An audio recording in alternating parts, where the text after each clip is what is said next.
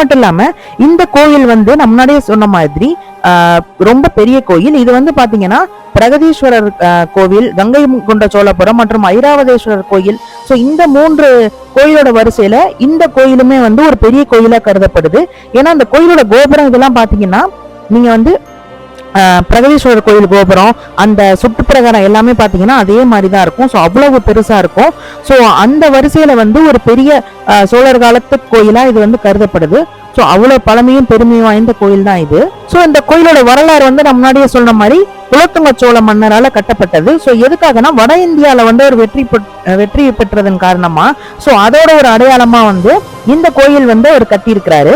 ஆனா வந்து கரெக்டா வந்து ஆய்வாளர்களால வந்து எந்த டைம்ல கட்டப்பட்டன்னு தெரியாட்டியும் இந்த கோயில் கட்டப்பட்டதுக்கான ஆண்டு வந்து கண்டிப்பா அந்த 1176 அந்த டைம்ல வந்து இது கட்டியிருக்கலாம். ஸோ அது பாத்தீங்கன்னா நம்ம சொல்ற மாதிரி குலோத்துங்க மன்னரோட ஆட்சி காலம் தான். ஸோ கண்டிப்பா அந்த டைம்ல தான்